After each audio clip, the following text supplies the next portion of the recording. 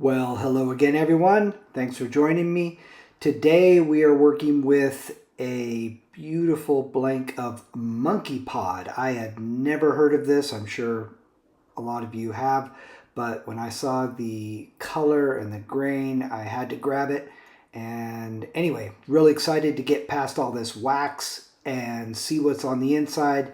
So we're going to get rolling and see what we can make of it.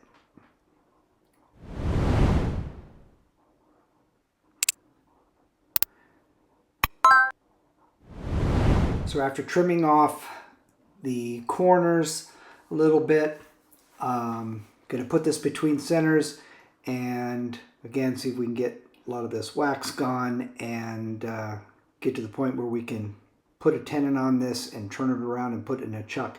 Just a quick note on wax: if you folks ever get a piece or a blank that is sealed like this one was, make sure that once you turn the wax off, you stop, sweep up, and then continue, because boy oh boy, when the wax mixes with the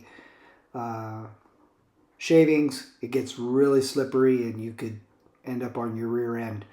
Of course, I would never know from experience, just it's what I've heard. Starting to get a little tenon going here and really flatten out the bottom, and we'll see what kind of shape that I can get this thing going toward. The turning of this hardwood was actually very nice. It cooperated well. It wasn't catchy or anything like that. So very, very pleasurable.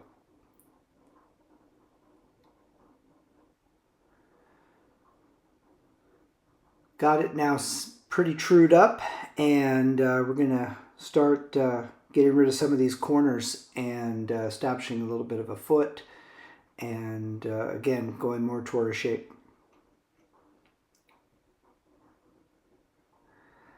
The coloring on this blank was really beautiful from the very beginning. Really anxious to kind of get it smoothed out more and really see what it would look like. I decided to kind of scoop it out and toward the center and have a little bit more of a wide rim. It's my negative rake scraper, and it really cleans things up nicely. I won't show you a whole bunch of the sanding, but I usually take things to about a 400 grit all the way up to there, and then I'll go through with a very fine steel wool and a medium Scotch pad, and then a very fine Scotch pad, just to give me a really smooth surface before I do any kind of sanding paste or anything like that.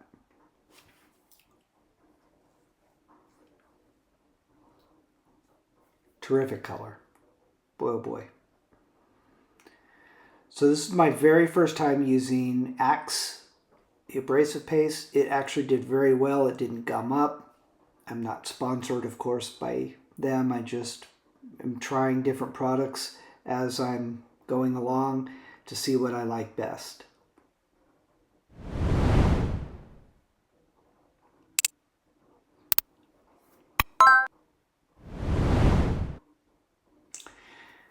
Axe also has a nice carnauba wax polish and turn up the speed, and boy, it gave a terrific shine and it was very easy to work with.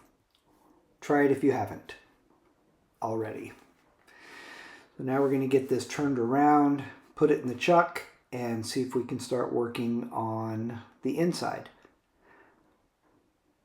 Again, this had a lot of wax on this portion, so off camera I stopped, swept up, and cleaned things up a little bit before I really went and did a whole lot.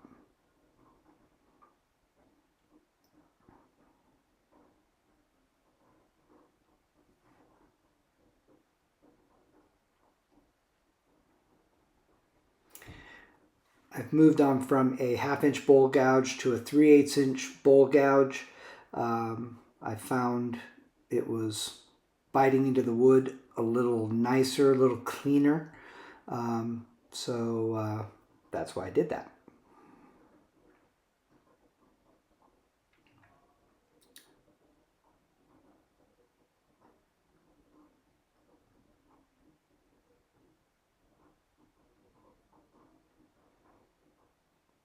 Starting to really establish my wall thickness, and again I try to establish the wall thickness before I go down further and take out center mass because the walls tend to flex when they start getting thin, and it's really hard to go back and get a clean line on those thinner walls once you've taken the center out. So try to really get them where I want them to be so I don't have to go back to them. Works out real well. Thank you, Kent, from Turn a Wood Bowl, his channel, for teaching me that. Getting our depth set now, and then we'll really start kind of fine-tuning this shape. Using the trusty finger calipers here to make sure that my walls are even.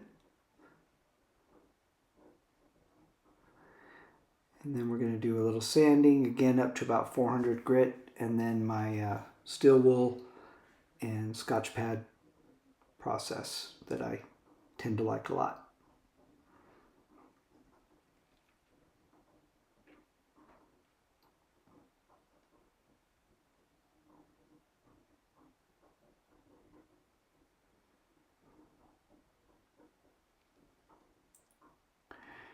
We're going to go through and put a little bit more of the Axe abrasive paste on the inside here and on the outside edge, which I kind of tuned up a little bit, so I kind of had to go back and finish that off once again. And then we'll also go through with the Axe carnauba wax polish. Excuse me.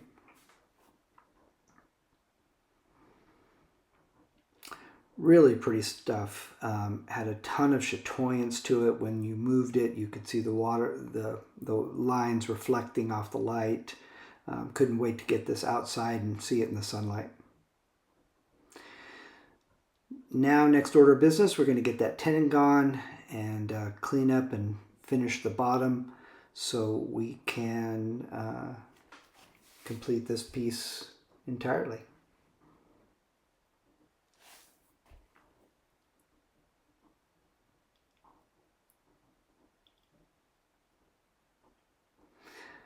I've said it in my previous videos, I tend to leave that nub and I'll get rid of it at the drill press, and I just kind of drill out for my specific size of branding emblem, so I don't have to feel compelled to get rid of the nub. I just clean up the bottom, make sure it's concaved, and deal with that little thing at the drill press. Easy peasy.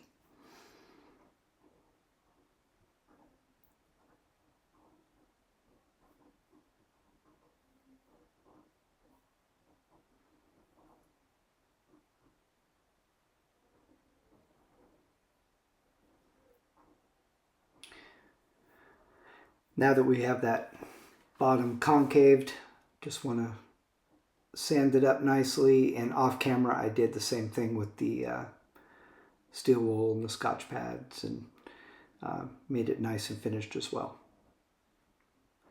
Thank you again for watching. Stick around for the after photos. They are coming up next, and again, thank you so much.